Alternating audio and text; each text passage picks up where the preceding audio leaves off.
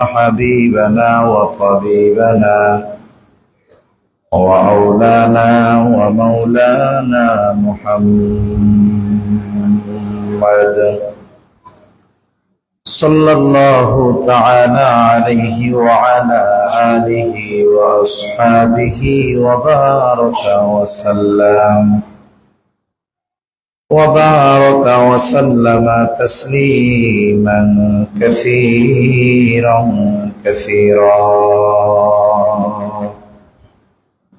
أما بعد فأعوذ بالله من الشيطان الرجيم بسم الله الرحمن الرحيم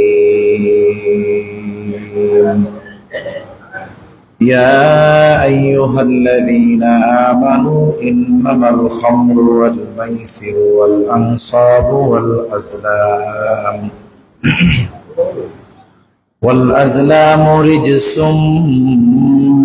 من عمل الشيطان فاجتنبوه لعلكم تفلحون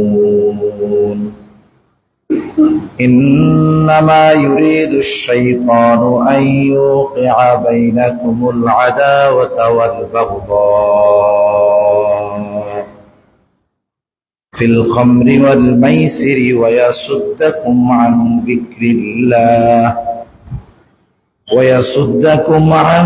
ذكر الله وعن الصلاة فهل أنتم منتهون وقال رسول الله صلى الله عليه وسلم اجتنبوا السبع الموبقات قالوا يا رسول الله وما هن قال رسول الله صلى الله عليه وسلم الشرك بالله السحر وقتل النفس التي حرم الله إلا بالحق وأكل الربا وأكل مال اليتيم والتولي يوم الزحف وقذف المحصنات المؤمنات الغافلات أو كما قال النبي صلى الله عليه وسلم صدق الله العلي العظيم وصدق رسوله النبي الكريم ونحن على ذلك من الشاهدين والشاكرين والحمد لله رب العالمين سبحانك لا علم لنا إلا ما علمتنا إنك أنت العليم الحكيم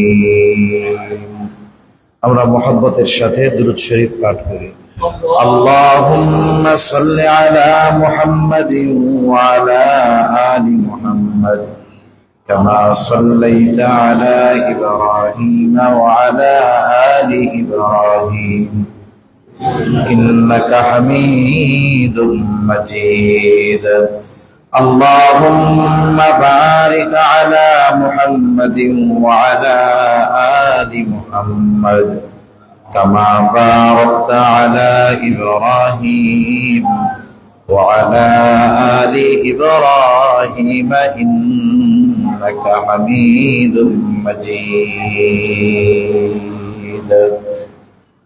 الحمد لله ঐতিহ্যবাহী নারায়ণগঞ্জ জেলার অন্তর্গত বন্দর থানাধীন জিওধরা এলাকাবাসীর উদ্যোগে ও কবরবাসীর রূহের মাগফিরাত কামনায় আজকের এই ওয়াজ ও দোয়ার মাহফিলের সম্মানিত শ্রদ্ধেয় সভাপতি, আমন্ত্রিত উলামায়ে কেরাম, সামনে উপস্থিত মুরব্বিয়ানে কেরাম, সমবয়সী যুবক বন্ধু, স্নেহের ছোট ভাই এবং মাইকের আওয়াজ যতদূর পর্যন্ত যায় পর্দার অন্তরালে অবস্থানরতা সম্মানিত শ্রদ্ধেয় মা ও বোন, দয়াময় আল্লাহ রাব্বুল আলামিনের দরবারে অগণিত শুকর যে মহান মালিক আমাদের হায়াতে বরকত দিয়ে সুস্থ রেখে এতক্ষণ পর্যন্ত বিজ্ঞ উলামায়ে কেরামের জবান থেকে খুবই গুরুত্বপূর্ণ কথা শ্রবণ করবার, আমাকেও আপনাদের খেদমতে কিছু কথা বলবার সুযোগ যে মহান মানিব দান করেছেন, সে মহান মানিবকে খুশি করার জন্য মহব্বতের সাথে জবান খুলে অন্তর থেকে আমরা একবার কালিমাতুশ শুকর পাঠ করি, আলহামদুলিল্লাহ। অগণিত দুরূদ ও সালাম সাইয়্যিদুল আম্বিয়া, আশরাফুল আম্বিয়া, খাতামুল আম্বিয়া, ইমামুল মুরসালিন, রাহমাতুল লিল আলামিন মুহাম্মাদুর রাসূলুল্লাহ সাল্লাল্লাহু আলাইহি ওয়াসাল্লামের উপর। আমি আপনাদের খেদমতে পবিত্র কোরআনুল কারীমের অন্যতম প্রসিদ্ধ একটি সূরা মায়দা থেকে 2টা আয়াত তিলাওয়াত করেছি এবং রাসূল আকরাম সাল্লাল্লাহু আলাইহি ওয়াসাল্লামের অগণিত হাদিস থেকে একটা হাদিস পাঠ করেছি। আল্লাহ তাআলার কাছে তৌফিক চাই, আল্লাহ তাআলা কিছু কথা আপনাদের খেদমতে আমাকে বলার সুযোগ দান করেন, যে কথাগুলো আমাদের সবার দুনিয়া এবং আখিরাতের জন্য কল্যাণকর হয়। সকলে বলি আমিন। আজকে রবিউল আউয়াল মাসের কয় তারিখ বলেন তো? কয় তারিখ? হায় হায়, কয় তারিখ? কয় তারিখ? 3 তারিখ। কয় তারিখ? এটা তো দুঃখের কথা। এখন তো আপনারা যদি তারিখটা ঠিক মতো বলতে পারতেন তাইলে আমি এক কথা বলতাম, এখন বলতে না পারার কারণে আমার আরেক কথা বলা লাগতেছে। আজকে ইংরেজি কয় তারিখ বলেন তো? মাস কি? 6 তারিখ। মাস সেপ্টেম্বর। অনেকে জানে এরপরেও ইংরেজি তারিখটা বলে নাই, চিন্তা করতেছে আরে আরবি তারিখটা হুজুরে জিজ্ঞাসা করলো বলতে পারলাম না, এখন ইংরেজিটা বললে কি বলবে আল্লাহই ভালো জানে। আপনারা সবাই, এলাকার সব মানুষ যদি আজকে সেপ্টেম্বরের 6 তারিখ এটা যদি না জানতো, সেপ্টেম্বর মাস না জানতো, বছর কোনটা না জানতো, বলেন তো সগীরা গুনাহ বা কবিরা গুনাহ কিছু হইতো নাকি? বাংলা তারিখ, মাস, সন, বছর না জানলে কবিরা বা সগীরা গুনাহ হইতো? কিন্তু যখন এক মহল্লার কোনো মানুষই আরবি তারিখ বলতে পারলো না, এটা তো বড় ক্ষতির এক বিষয়, এটা পাপের একটা বিষয় হয়ে গেল। কারণ এই আরবি তারিখের সাথে, চন্দ্র তারিখের সাথে আমাদের গুরুত্বপূর্ণ বড় বড় ইবাদত সম্পৃক্ত। যেমন ইসলামের ভিত্তি কয়টা বলেন তো? জোরে বলেন না, কয়টা? 5টা। কালিমা, নামাজ, রোজা, হজ, যাকাত। কালিমা বলতে ঈমান ধরেন। ঈমান এটা তো সময়ের সাথে সম্পৃক্ত বিষয় নয়, এটা আমল করার জন্য, ঈমানের উপরে আমল করার জন্য নির্দিষ্ট তারিখ হইতে হবে এমন কোনো বিষয় নাই। নামাজ, দৈনন্দিন 5 ওয়াক্ত নামাজ আল্লাহ তাআলা নির্ধারিত সময়ে ফরজ করে দিয়েছেন, কিন্তু বাকি 3টা গুরুত্বপূর্ণ ইবাদত এটা তারিখের সাথে, সনের সাথে সম্পৃক্ত বিষয়। যেমন হজ, যে কোনো টাইমে কি করা যায়? হজের জন্য তারিখ আছে না? জিলহজ মাসে হজ করতে হবে, তাহলে ইংরেজি মাসের হিসাব নয়, হিসাবটা চন্দ্র মাসের। কেউ যদি যাকাত দিতে চায়, যাকাতটার মূল হিসাব হলো এই চন্দ্র মাসে। কেউ যদি চিন্তা করে আমি ইংরেজি বছরের হিসাব করে প্রতি বছর আমার সম্পদ থেকে যে টাকার যাকাত হলো 2.5% দিব, হবে না। তাকে হিসাব করতে হবে আরবি বছরের হিসাব। তাহলে হজ গেল, যাকাত গেল, রোজা গুরুত্বপূর্ণ একটি ইবাদত। বলেন তো যে কোনো মাসে ফরজ রোজা রাখা যায়? রোজা ফরজ রমজান মাসে। তাহলে বোঝা গেল মুসলমানদের জীবনের সাথে এই চন্দ্র তারিখের একটা সম্পৃক্ততা আছে। এজন্য আমাদের এই বিষয়গুলো খেয়াল রাখার দরকার।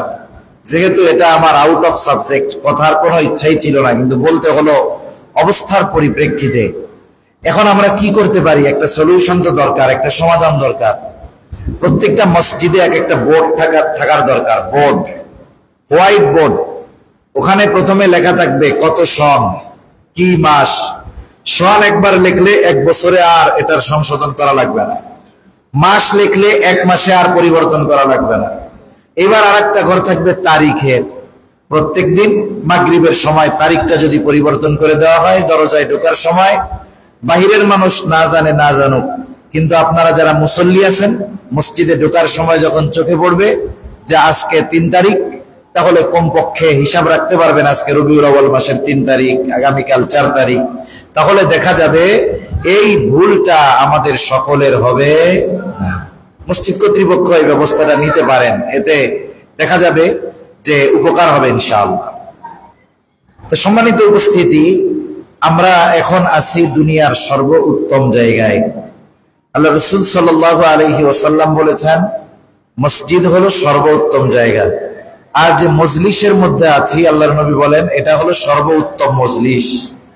বাহিরে যদি মাহফিল হয়, খোলা ময়দানে যখন মাহফিল হয়, ওইটার বিষয়টা একরকম, মসজিদের ভেতরে হয় আর এক রকম। কেন? বাহিরে যখন কেউ মাহফিল হয়, ওইখানে পবিত্র হোক অপবিত্র হোক, নামাজি হোক বেনামাজি হোক, মুসলিম হোক আর অমুসলিম হোক, সবাই ওখানে বসে। কিন্তু মসজিদে যখন কোনো প্রোগ্রাম হয়, এই মসজিদের মধ্যে অপবিত্র কেউ প্রবেশ করতে চায় না। বেনামাজি অনেক সময় মন চাইলেও মসজিদে ঢুকে না, আবার অপবিত্র অবস্থায় কেউ আসে না।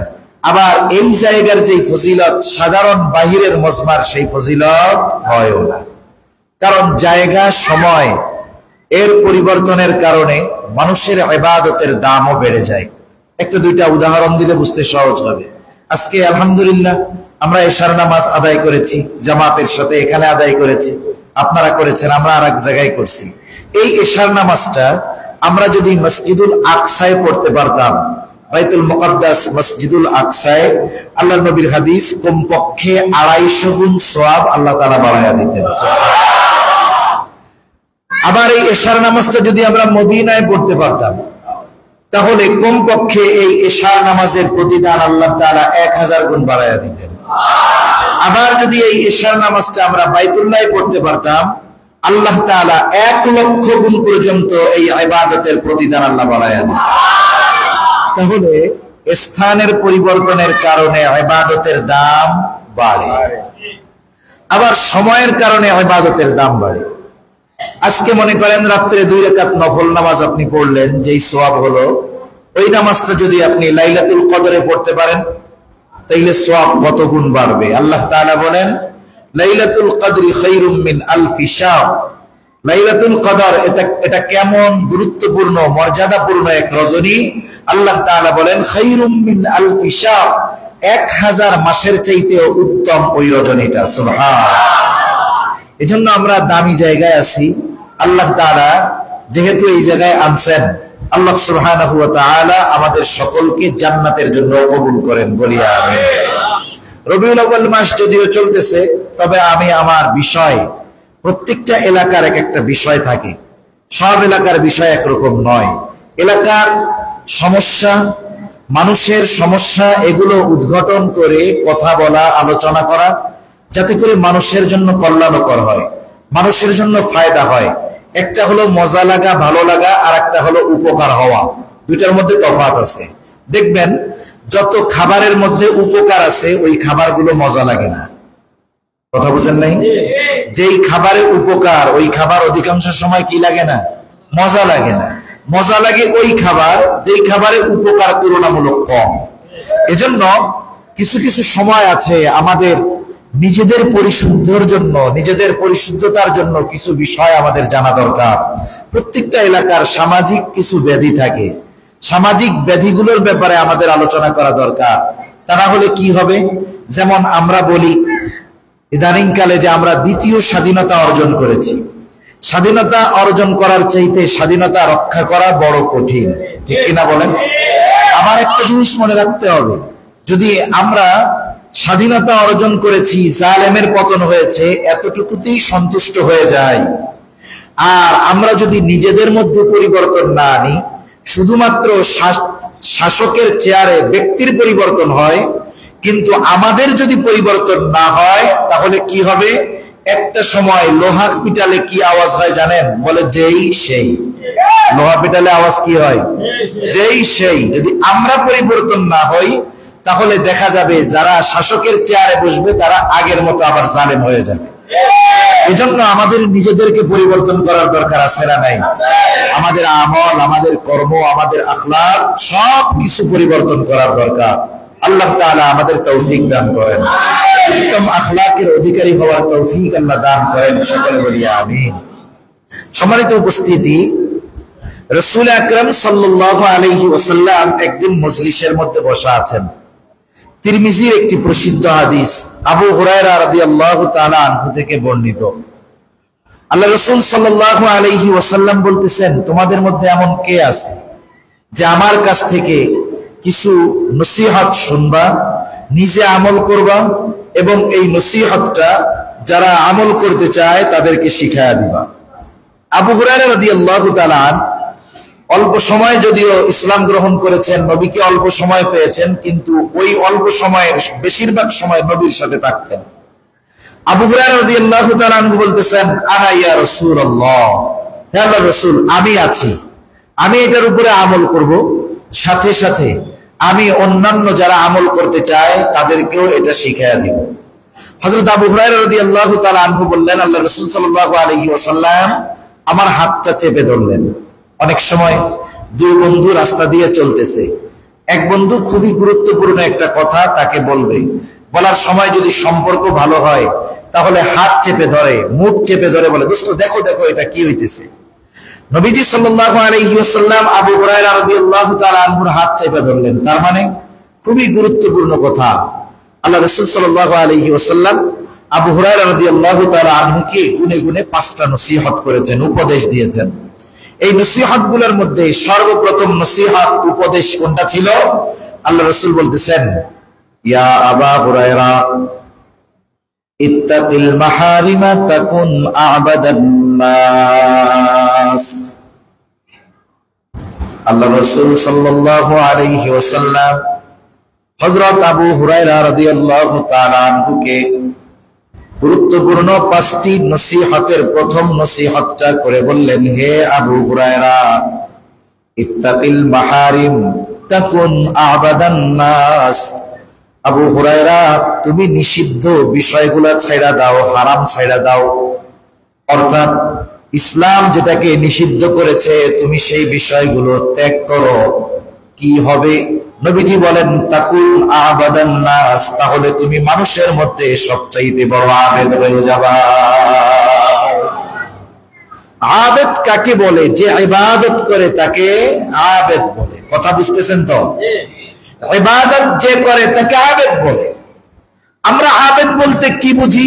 স্বাভাবিক বুঝি যে লোক 5 ওয়াক্ত নামাজের সাথে সাথে অনেক নফল ইবাদত করে, নফল রোজা ছাড়ে না, নফল নামাজ ছাড়ে না, আওয়াবিন ছাড়ে না, চাষ ছাড়ে না, ইশরাক ছাড়ে না, তাহাজ্জুদ ছাড়ে না, রোজা নফল গুলা ছাড়ে না, লম্বা নামাজ পড়ে আমরা তাকে বলি আবেদ। তাসবিহ তাহলিল অনেক পাঠ করে, কিন্তু বাস্তবতা হলো কোন ব্যক্তি যদি গোনাহ ছাড়ে না, গোনাও করতে থাকে, গোনাহ বাদ না দিয়া যদি সে ইবাদত করতে থাকে, বাস্তবতা হলো সে প্রকৃত পক্ষে আবেদ হতে পারবে না।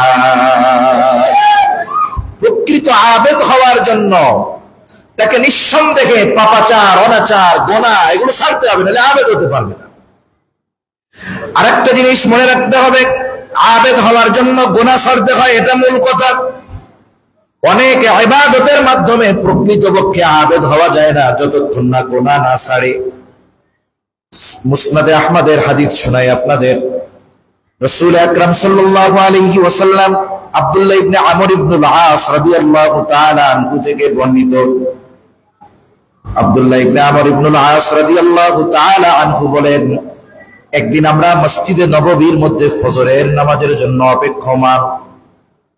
হঠাৎ করে নবীজি বলতেছেন, এখন যেই ব্যক্তি দরজা দিয়ে প্রবেশ করবে সে জান্নাতি। নবীজির জবানে যখন এই ঘোষণা সাহাবায়ে কেরাম শুনতে পাইলেন, এটা যে নিঃসন্দেহে সত্য কোনো সন্দেহ নাই, সাহাবায়ে কেরাম নিশ্চিত। সকলের নজরটা এখন দরজার দিকে, কে দরজা দিয়ে প্রবেশ করবে। দেখা গেল এক আল্লাহর বান্দা দরজা দিয়ে প্রবেশ করেছে।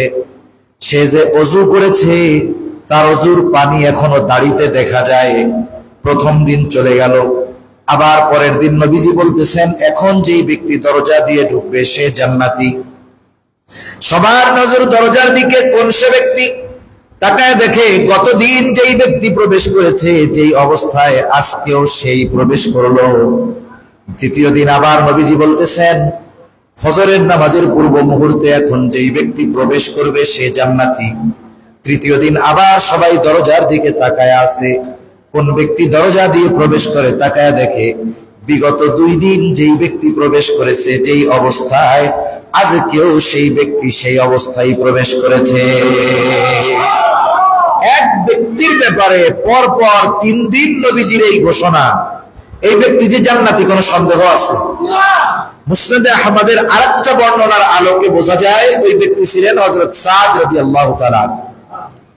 আব্দুল্লাহ ইবনে আমর ইবনুল আস চিন্তা করতেছেন, এনার ব্যাপারে নবীজি এমন ঘোষণা দিলেন, নিশ্চয়ই কোনো স্পেশাল আমল আছে যে আমলের খবর আমরা জানি না, কিন্তু আল্লাহ তাআলা হয়তো নবীজিকে জানায় দিয়েছে।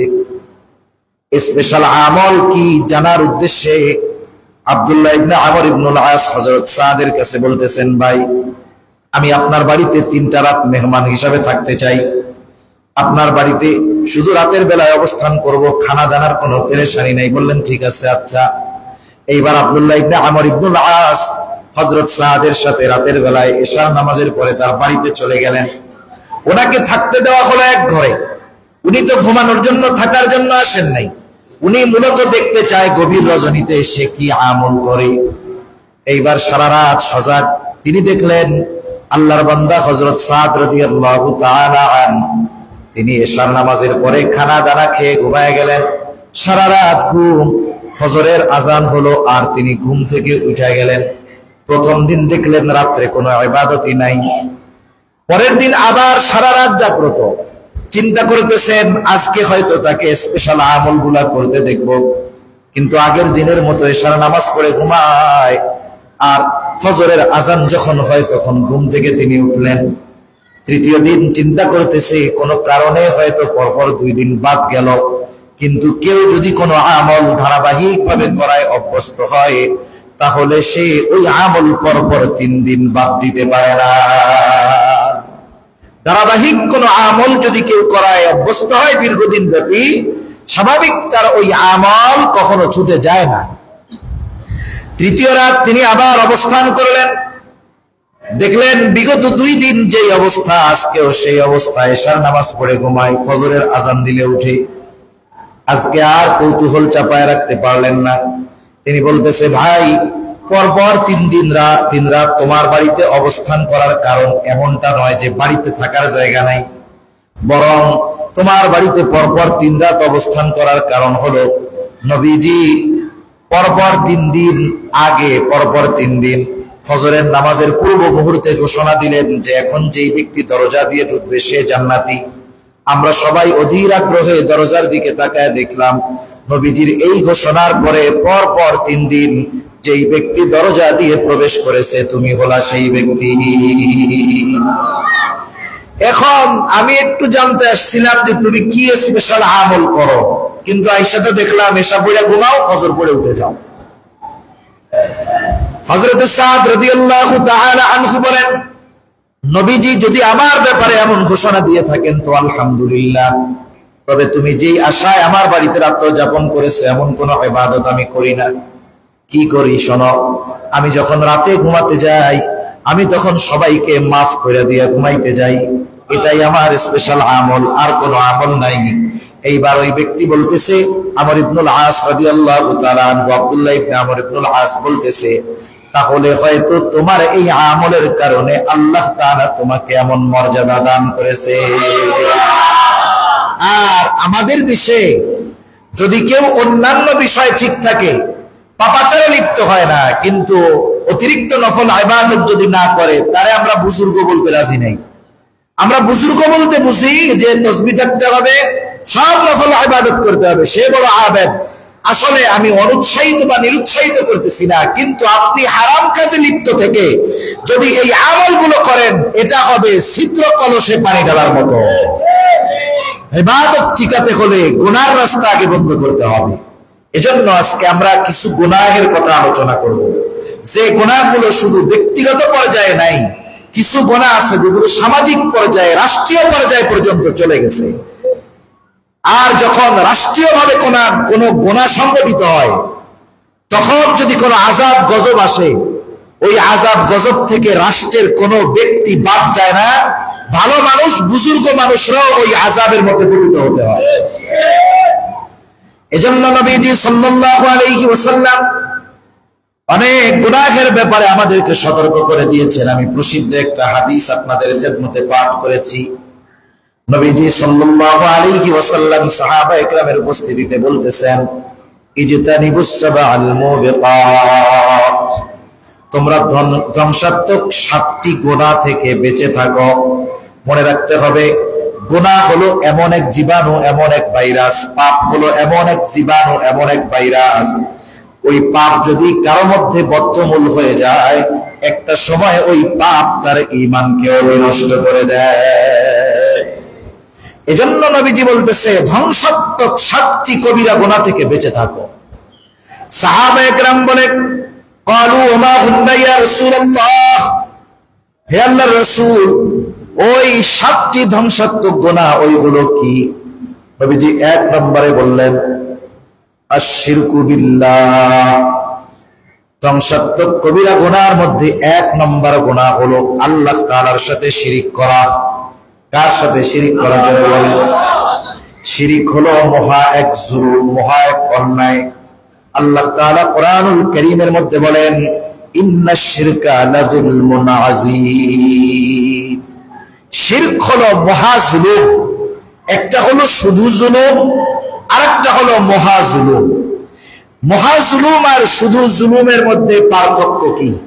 কথা কি বুঝতেছেন আপনারা? একটা হলো শুধু জুলুম, আরেকটা হলো মহা জুলুম। শুধু জুলুম কোনটা? শুধু জুলুম হলো সবল কর্তৃক দুর্বলের উপরে যেই অন্যায় অবিচার করা হয়, এটা হলো শুধু জুলুম। যেমন বিগত সময়ের শাসক যারা ছিল, তারা তো ক্ষমতার দিক দিয়ে প্রভাবশালী, পাওয়ার বেশি।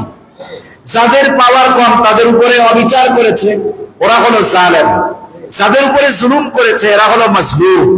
তাহলে সবল কর্তৃক দুর্বলের উপরে যেই অন্যায় বিচার করা হয়, এটাকে বলা হয় শুধু জুলুম। মহাজুলুম কোনটা? মহাজুলুম হইল দুর্বল কর্তৃক সবলের ব্যাপারে যেই অন্যায় বিচার করা হয়। আমরা কতটা দুর্বল! আমরা আল্লাহর সাথে শিরিক করার মাধ্যমে আল্লাহর সাথে অবিচার করি। এজন্য আল্লাহ তাআলা শিরিককে মহাজুলুম বলেছেন, ইন্নাশ শিরকা লাযুলমুন আযীম। আল্লাহ তাআলা বলেন, নিশ্চয়ই শিরিক হলো মহাজুলুম, মহা অন্যায়। শিরিক তো এমন এক কর্ম, একটা ব্যক্তি নামাজ পড়তে পারে নাই, রোজা রাখতে পারে নাই, ইবাদত করতে পারে নাই, শয়তানের ধোঁকায় পড়ে গুনাহ করেছে, আল্লাহ তাআলার হক নষ্ট করছে। আল্লাহ তাআলা যদি চায় তার হকটাকে মাফ করে জান্নাত দিয়ে দিতে পারেন। তওবা করলে আল্লাহ তাআলা ক্ষমা করে দিতে পারেন। কিছু গুনাহ আল্লাহ তাআলা আবার তওবা ছাড়াও ক্ষমা করে দিবেন নিজের থেকে। কিন্তু শিরকের ব্যাপারে আল্লাহ তাআলা বলেন, ইন্নাল্লাহা লা ইয়াগফিরু আন ইউশরাকা বিহি ওয়া ইয়াগফিরু মা দুনা যালিকা লিমান ইয়াশা। শিরক ছাড়া বাকি যত পাপ আছে আল্লাহ তাআলা চাইলে বিনা তাওবায় ক্ষমা করে দিবেন। কিন্তু শিরক, এটার ব্যাপারে যদি কেউ তাওবা না করে, আল্লাহ তাআলা কশিন কালেও তাকে ক্ষমা করবে না। এজন্য ভাইও বলতেছিলেন কিছু কথা। আমাদের দেশে কিছু অতিভক্ত আছে। বাংলায় একটা প্রবাদ আছে, অতিভক্তি। এটা একটা হালাল পেশা। পেশা ছোট না, কোনো হালাল পেশাকে ছোট করে দেখার সুযোগ নাই।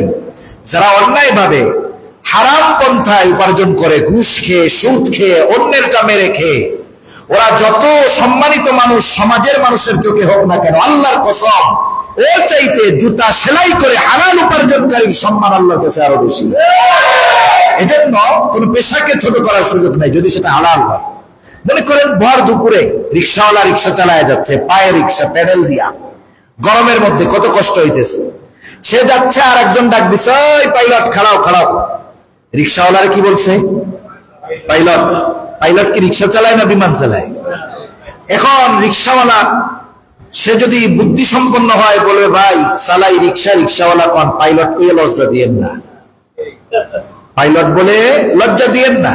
এখন আপনি যদি তারে বলেন, মিয়া পাইলট হওয়ার জন্য কত কত খরচ করা লাগে জানো? বেসরকারি ভাবে কেউ যদি পাইলট হতে চায় প্রায় 50 লক্ষ টাকা খরচ হয়, এরপরে পাইলট উপাধি পায়, আর তোমারে আমি পাইলট বলে ডাকলাম, তুমি কি রাগ হয়ে গেলা? তার মানে ওই লোকটা বুদ্ধি সম্পন্ন লোক, সে রিক্সা চালায়, তাকে রিক্সাওয়ালা বললে সে রাগ হবে না, বরং তাকে পাইলট বলার কারণে সে অপমান বোধ করতেছে, ঠিক কিনা বলি? এজন্য আমাদের দেশে কিছু আশিকে রাসূল আছে, এরা নবীর মোহাব্বত দেখাতে দেখাতে এমন এক অবস্থায় আমার আপনার নবীকে নিয়ে যায় যে পারলে আল্লাহর চাইতে বড় বানায় দেয়। নাউজুবিল্লাহ। এজন্য নবীকে নবীর জায়গায় রেখে মোহাব্বত আমাদের করতে হবে, ঠিক কিনা বলে? এক কথায় আল্লাহর সাথে শিরিক করে বসে, আল্লাহর সাথে কি করে বসে?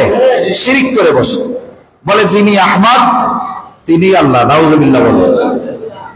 তাহলে আল্লাহর সাথে শিরিক করা যাবে না। শিরকের গুনাহ আল্লাহ তাআলা ক্ষমা করেন না। আল্লাহ তাআলার হক আছে বান্দার উপরে, মানুষের যেমন মানুষের উপরে মানুষের হক আছে, আল্লাহ তাআলারও কিছু হক আমাদের উপরে আছে। আল্লাহর হক কি?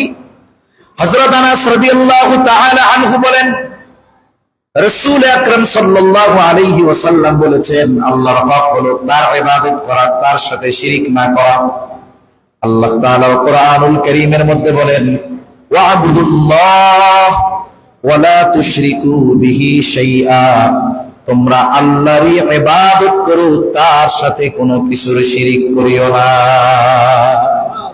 এবং এজন্য আমাদেরকে সকল ধরনের শিরক থেকে বেঁচে থাকতে হবে, সেটা শিরকে আসগার হোক, সেটা শিরকে আকবার হোক, সেটা শিরক বিজাত হোক, শিরক বিসিফাত হোক। আলোচনা যেহেতু আসলে একটু বলার দরকার, শিরক বিজাত, আল্লাহর জাতের সাথে শিরক। সাধারণত আমাদের উপমহাদেশের আমরা মুসলমান যারা, আমরা আল্লাহর অস্তিত্বের সাথে শিরক করি না, আল্লাহর জাতের সাথে শিরক করি না। আমরা এটা বলি না যে আল্লাহ একাধিক, রব একাধিক, একথা আমরা বলি না। আল্লাহ এক, এ ব্যাপারে আমরা সব মুসলমান বিশ্বাস করি। তবে সমস্যা কোথায়? সমস্যা হলো গিয়ে শিরক বিসিফাত আমাদের দেশে চলে, আল্লাহর গুণাবলীর সাথে শিরক। মনে রাখতে হবে, শিরক বিজাত এটা যেমন বড় শিরক, শিরক বিসিফাত তথা গুণাবলীর সাথে শিরক এটাও বড় শিরক। একটা উদাহরণ দিলে বুঝতে সহজ হবে।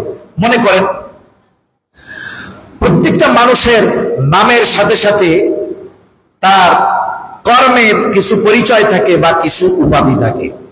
এক্সাম্পল ধরেন, বর্তমান সময়ের প্রধান উপদেষ্টা, বলেন তো কে? ডক্টর ইউনূস। আমি যদি বলি প্রধান উপদেষ্টা, আপনারা জবাবে কি বলবেন? ডক্টর ইউনূস। আবার আমি যদি বলি ডক্টর ইউনূস এদেশের কে, আপনারা বলবেন প্রধান উপদেষ্টা। তার মানে যিনি ডক্টর ইউনূস তিনি প্রধান উপদেষ্টা, ঠিক কিনা বলেন? কথাটা বুঝতে পারছেন তো? ডক্টর ইউনূসের নাম কিন্তু প্রধান উপদেষ্টা নয়, ওনার উপাধি হলো, ওনার সিফাত, ওনার একটা গুণ হলো উনি এদেশের প্রধান উপদেষ্টা। আল্লাহ তাআলা ওনার অনেকগুলো গুণবাচক নাম আছে। যেমন বলেন তো, খালেক কে? তাহলে আল্লাহই খালেক, খালেকি আল্লাহ। রাজ্জাক কে? আল্লাহই রাজ্জাক, রাজ্জাকি আল্লাহ। এরকম আল্লাহর অনেক গুণবাচক নাম আছে। আমাদের দেশে অনেক মানুষ আল্লাহ তাআলার এই গুণবাচক নামগুলোর সাথে শিরিক করে। কথা বুঝতে পারছেন? আল্লাহর গুণবাচক নামের সাথে শিরিক করে। তার মানে কেউ যদি আল্লাহর সিফাত তথা গুণবাচক নামের সাথে শিরিক করে, সে আল্লাহর সাথেই শিরিক করে। এজন্য শিরিক বিজাত, শিরিক বিসিফাত এগুলো থেকে বেঁচে থাকতে হবে। আল্লাহ তৌফিক দান করেন। 2 নম্বর, আল্লাহর নবী বলেন, ওয়াসসিহর, জাদু টোনা বড় খারাপ এক বিষয়। ব্ল্যাক ম্যাজিক, জাদু, এগুলো থেকে বেঁচে থাকতে হবে। আবার অনেকে আছে শত্রুতা করে, দুশ্মনী করে, একজন আর একজনের উপরে জাদু করে, তাকে ক্ষতি করে। এগুলো যেমন করা হারাম, এগুলো থেকে বাঁচার রাস্তাও আমাদেরকে ইসলাম শিখিয়ে দিয়েছে। জনৈক ইহুদি নবীজিকে জাদু করেছে, রাসূল আকরাম সাল্লাল্লাহু আলাইহি ওয়াসাল্লামের উপরে জাদুর প্রভাবও পড়েছে। নবীজি খুব কষ্ট পাইতেন, নবীজি কথা ভুলে যাইতেন। রাসূল আকরাম সাল্লাল্লাহু আলাইহি ওয়াসাল্লাম একদিন শুয়ে আছেন, জিবরাইল আলাইহিস সালাতু ওয়াস সালাম চলে আসলেন।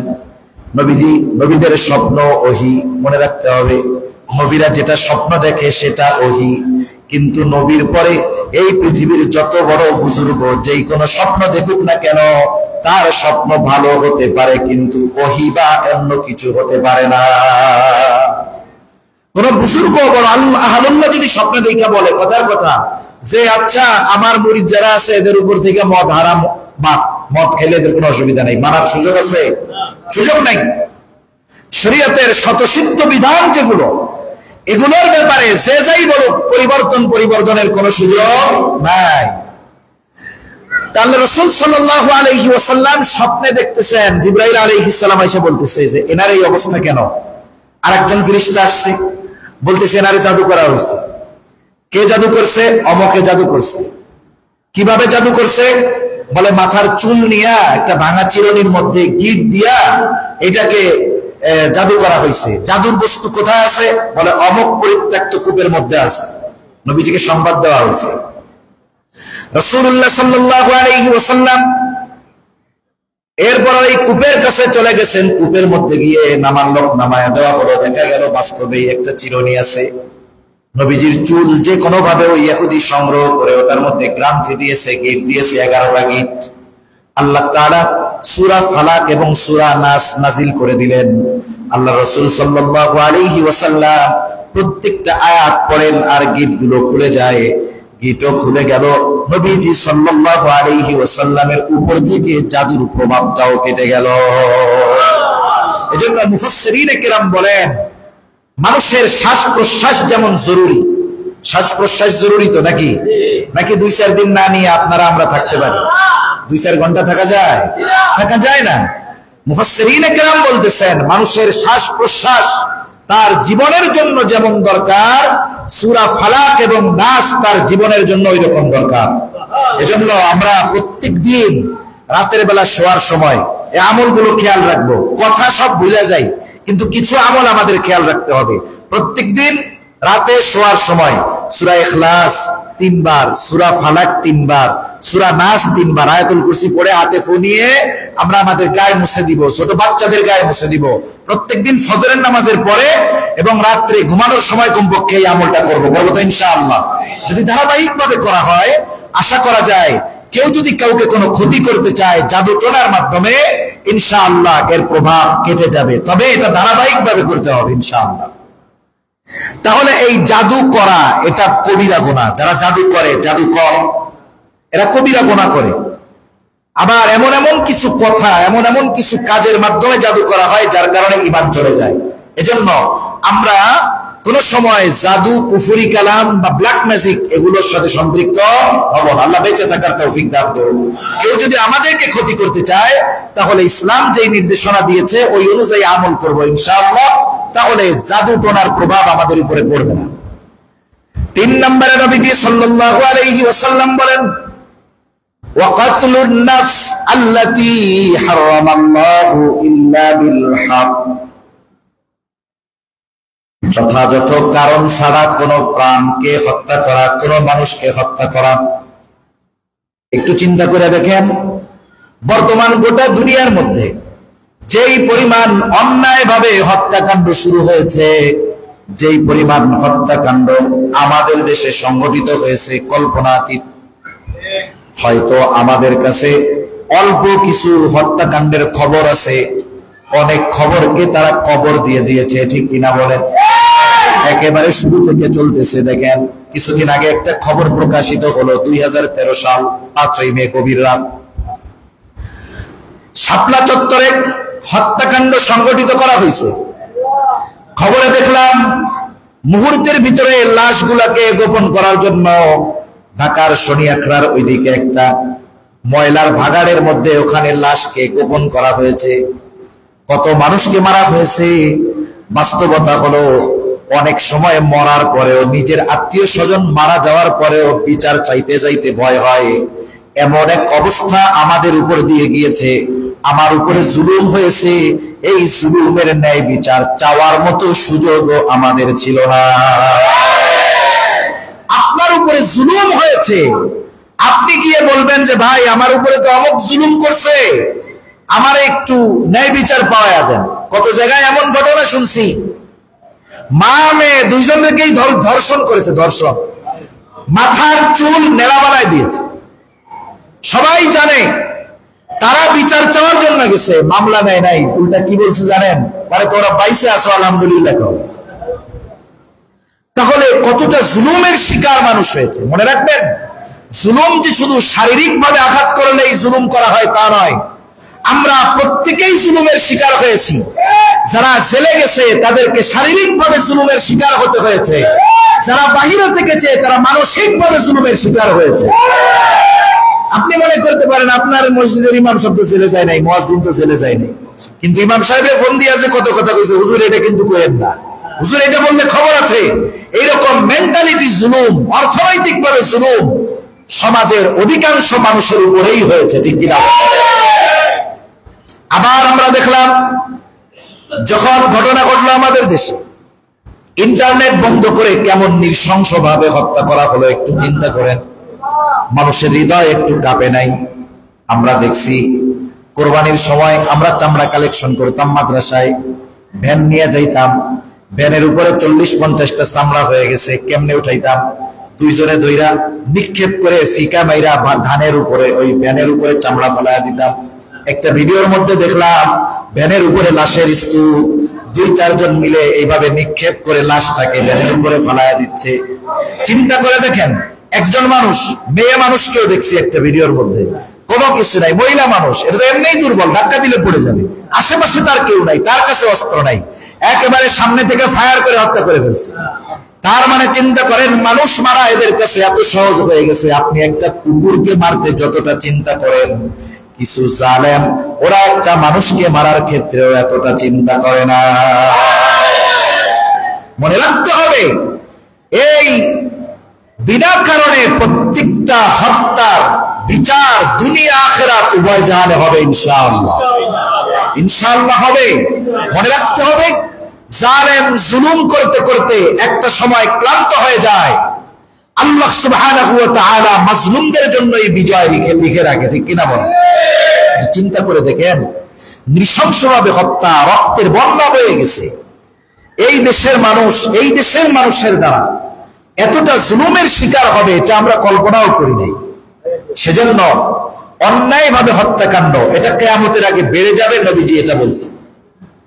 হাদিসের মধ্যে আসছে, নবীজি সাল্লাল্লাহু আলাইহি ওয়াসাল্লাম বলেন, কিয়ামতের আগে হত্যা বেড়ে যাবে, বিনা কারণে মানুষকে হত্যা করা হবে, যাকে হত্যা করা হবে সে জানবে না কেন আমারে হত্যা করা হইল, আবার যারা হত্যা করবে তারাও জানবে না কেন আমরা এই ব্যক্তিটাকে হত্যা করলাম।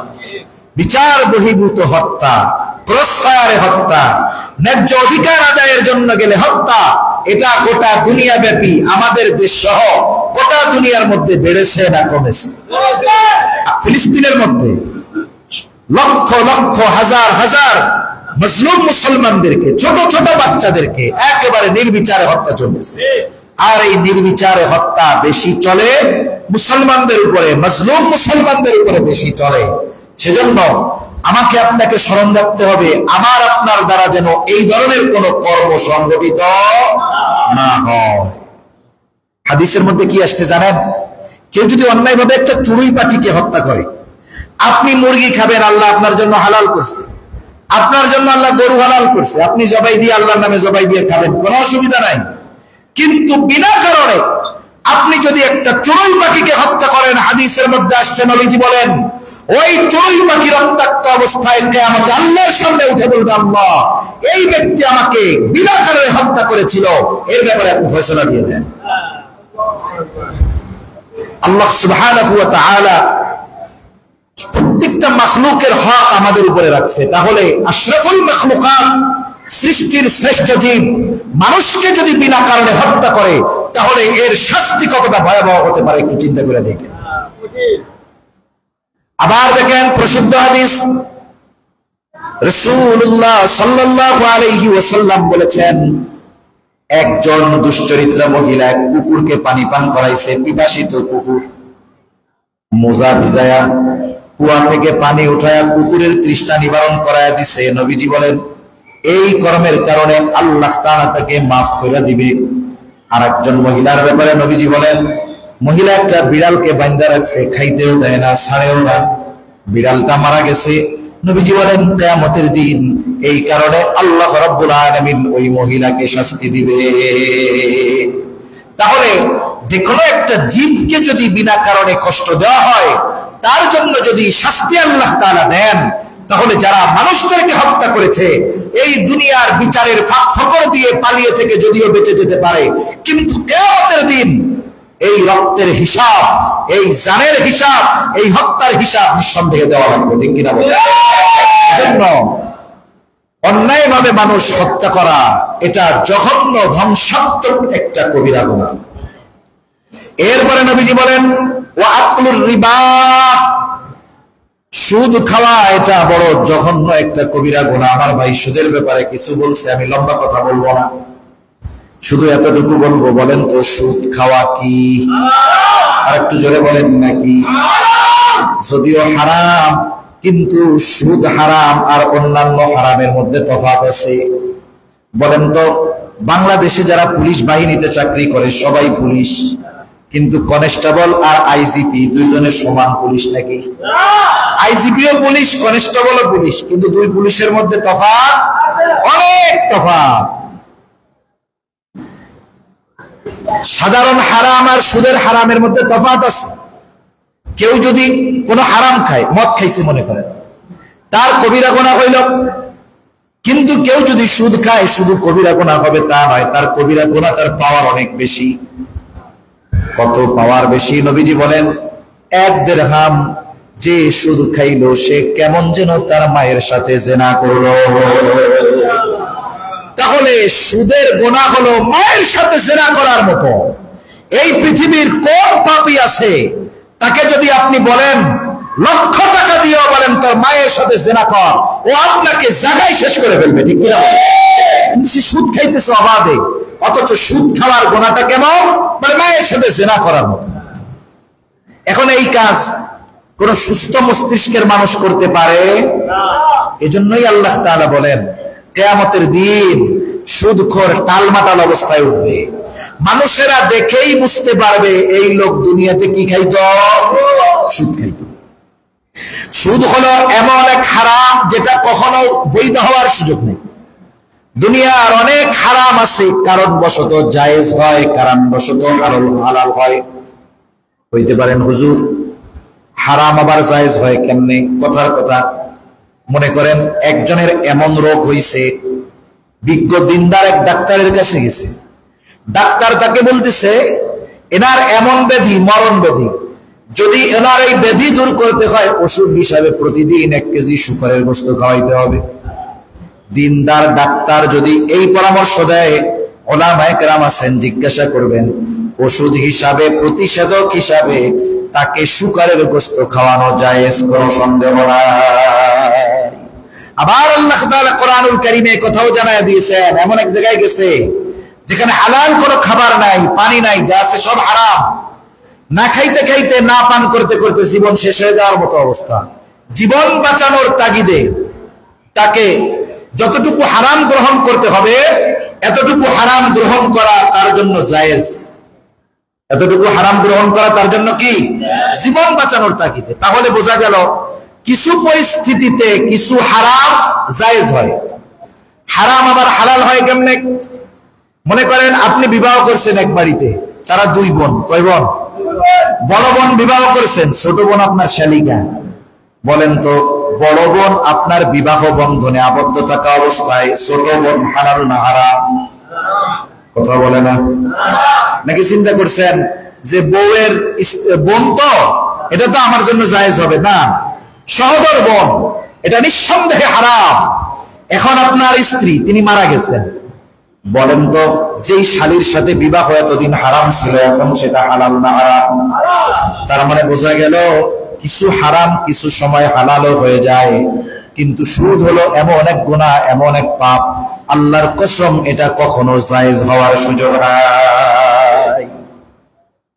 কোন ব্যাধি হইলে ডাক্তার লিখবে খাতার মধ্যে প্রেসক্রিপশনে যে এনার তো অবস্থা খারাপ, এনারা যদি বাঁচাইতে হয় সুদ খাওয়াইতে হবে? এরকম কোন রোগ হওয়ার সম্ভাবনা আছে? তার মানে বোঝা গেল সুদ তো এমন এক হারাম যেটা কখনো জায়েজ হওয়ার সুযোগ নাই। সুদ তো এমন এক হারাম, সেটা সাধারণ হারাম নয়, বরং এটা মায়ের সাথে জেনা করার মতো হারাম। এজন্য সমাজে যেগুলো সুদখোর, এগুলোকে সামাজিকভাবে প্রতিরোধ করা দরকার, এদের সাথে মেলামেশা বাদ দিয়ে দেওয়া দরকার। এক মুমিন আর এক মুমিনের সাথে দিনের কারণে সম্পর্ক গড়বে, দিনের কারণে সম্পর্ক ছাড়বে। মনে রাখতে হবে যে এই ধরনের অপকর্মের সাথে যারা জড়িত, এদেরকে আইন হাতে তুলে নেওয়ার দরকার নাই, সামাজিকভাবে বয়কট করেন, দেখবেন না, কথা বলবেন না, এর সাথে কোনো কথাবার্তা নাই। এগুলো যদি করা হয়, এগুলো চিন্তা করবে আস্তে আস্তে ঠিক হয়ে যাওয়ার দরকার। আবার সুদ যে শুধু ব্যাংকে চলে তা না, এখন বড় সুদখোর কিছু ঘরের মহিলা বেটার বাইরে দিয়ে ঘুরে বেড়ায়, চার দোকানে আড্ডা মারে, আর মহিলারা দিয়ে সুদে টাকা লাগায়। এরকম আল্লাহর বান্দি দুনিয়ায় অভাব নেই, ঠিক কিনা বলো? এ ধরনের অপকর্ম বাদ দিতে হবে, কারণ এই হারাম জঘন্য এক হারাম। এরপরে আল্লাহর নবী বলেন, ওয়াকলু মালিল ইয়াতীম, ইয়াতীমের সম্পদ ভক্ষণ করা এটা জঘন্য হারাম। স্বাভাবিকভাবে আমার ভাই আলোচনার শেষ দিকে বলেছেন, অবৈধ উপার্জনের মধ্যে অন্যতম বড় অবৈধ উপার্জন হলো অন্যের হক নষ্ট করা। অন্যের হকের মধ্যে সুদও কিন্তু শামিল। আর অন্যের হক নষ্ট করা, অন্যের সম্পদ ভক্ষণ করা, এটা জঘন্য পাপ। আল্লাহ তাআলা কোরআনুল কারীমের মধ্যে বলেন, ওয়ালা তাকুলু আমওয়ালাকুম বাইনাকুম বিল বাতিল, তোমরা অন্যায়ভাবে অন্য কারো সম্পদ ভক্ষণ করিও না। কিন্তু ইয়াতীমের সম্পদের ব্যাপারে আল্লাহ তাআলা একটু বেশি গুরুত্ব দিয়া ইয়াতীমের সম্পদকে আগুন হিসাবে উল্লেখ করে আল্লাহ বলেন, ইন্নাল্লাযীনা ইয়াকুলুনা আমওয়ালাল ইয়াতামা যুলমান ইন্নামা ইয়াকুলুনা ফি বুতুনিহিম নারা। আল্লাহ রাব্বুল আলামিন বলেন, ইন্নাল্লাযীনা ইয়াকুলুনা আমওয়ালাল ইয়াতামা যুলমা, যারা অন্যায়ভাবে ইয়াতীমের সম্পদ ভক্ষণ করে, জুলুম করে, ইয়াতীমের সম্পদ ভক্ষণ করে। জুলুম এটা শুধু যে শক্তি প্রয়োগের মাধ্যমে করা হয় তা নয়, অনেক সময় ইয়াতীম ছোট, তাকে ভুল ভ্রান্তি বুঝায়া মিষ্টি কথা দিয়া তার সম্পদ নিয়ে নিল, এটাও জুলুম। জুলুম শুধু যে শক্তি প্রয়োগ করে হয় তা না, অনেক সময় মানুষ মিষ্টি কথা কৌশলের মাধ্যমে জুলুম করে, কি করে না? একজন গরিব মানুষ, জমি আছে একটা রাস্তার পাশে, ভালো জমি, সে কিছু বুঝে না, পাশেরটা খুব চালাক, ওরে ঝুন্দর মতো খাওয়াইয়া দাওয়াইয়া ওয়াজ কইরা বুঝাইতে যাইয়া ওর জমিটা লেখে নিয়ে পিছনের থেকে আরেক জায়গা থেকে লেখা দেয়। এরকম আল্লাহর বান্দা তো দুনিয়ায় আলহামদুলিল্লাহ নাই, আছে নিয়ম আছে? চিন্তা করে দেখেন, এই যে এই জুলুমটা যে করলো শক্তি প্রয়োগ করে না, মিষ্টি কথা দিয়া খাওয়াইয়া, তার মানে মানুষকে আপ্যায়ন করেও জুলুম করা যায়। আল্লাহ তাআলা বলেন, যারা অন্যায়ভাবে ইয়াতীমের সম্পদ ভক্ষণ করে, কামা ইয়াকুলুনা ফি বুতুনিহিম নারা, কেমন যেন তারা আগুন দ্বারা তাদের পেট ভরপুর করে। একটু বুঝে থাকলে জবান খুলে জবাব দিবেন, বলেন তো আগুনের অবস্থান জান্নাত নাকি জাহান্নাম? এই জন্য আল্লাহ তাআলা এরপর পরই বলেন, ওয়াসায়াসলাউনা সাঈরা, অচিরেই ওই ধরনের মানুষ যারা ইয়াতীমের সম্পদ ভক্ষণ করত, তাদের আবাসস্থল হবে জাহান্নাম।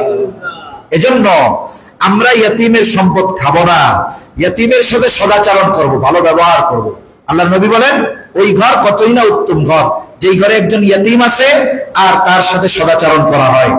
আর ওই ঘর কত নিকৃষ্ট ঘর, যে ঘরে ইয়াতীম আছে আর তার সাথে অসৎ আচরণ করা হয়। এজন্য আমাদের আত্মীয় স্বজন যদি কেউ ইয়াতীম থাকে, তাহলে আমরা ইয়াতীমের সাথে সদাচরণ করবো তো ইনশাআল্লাহ। শোনেন, ইয়াতীমের সাথে ভালো ব্যবহার করলে, ইয়াতীমের অভিভাবকত্ব গ্রহণ করলে, যেমন আপনাদের এলাকায় অনেক মাদ্রাসা আছে, অনেক ইয়াতীমরা মাদ্রাসায় পড়ে, আপনি হুজুরকে গিয়ে বললেন যে হুজুর আমি একটা ইয়াতীমের খরচ চালাতে চাই, আপনার অ্যাবিলিটি নাই পুরো খরচ চালানোর, আপনি হুজুরকে বলেন, হুজুর আমি ওই ইয়াতীমের যত স্যান্ডেল লাগে কিনে দিব, ওর যত তেল সাবান লাগে আমি কিনে দিব, সারা বছরে কয়টা স্যান্ডেল আর কয়টা তেল সাবান লাগবে, অথবা ওর যে পোশাক লাগে এটার দায়িত্ব আমি নিলাম। আপনি পুরোপুরি দায়িত্ব নিতে পারেন নাই, আংশিক অভিভাবকত্বের দায়িত্ব গ্রহণ করলেন, লাভটা কি? নবীজি বলেন, আনা ওয়া কাফিলুল ইয়াতীম কাহাতাইনি ফিল জান্নাহ। নবীজি বলেন, আমি আর ইয়াতীমের অভিভাবক জান্নাতের মধ্যে পাশাপাশি অবস্থান করব।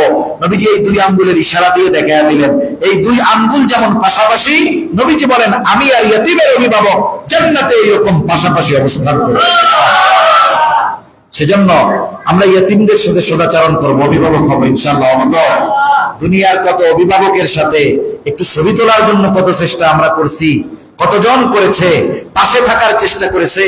যদি মনে করে যে বড় এক নেতার পাশে একটা ছবি কোনো মতে তুলতে পারি, তাইলে মনে করে এটা যদি সাথে রাখি, কবরে গেলে কেরামা, কবরে গেলে মুনকার নাকিরে দেখাইলে মনে মাপ পাওয়া যাবে। অবস্থা এরকম ছিল তাদের। তাহলে নবীজির পাশে থাকার সুযোগ আমাদের সামনে আছে না নাই? সেজন্য আমাদের যার যতটুকু অ্যাবিলিটি আছে অতটুকু দিয়ে এতিমের অভিভাবক হবো ইনশাআল্লাহ। হবো তো? 6 নম্বর নবীজি বলেন ওয়াতাওয়াল্লি ইয়াউমাজ যাহফ, জিহাদের ময়দান থেকে পালায় আসা, পিছু হতে আসা, এটা ধ্বংসাত্মক কবিরা গুনাহ। মনে রাখতে হবে, প্রত্যেকটা মুমিনের অন্তরে জিহাদের তামান্না থাকতে হবে।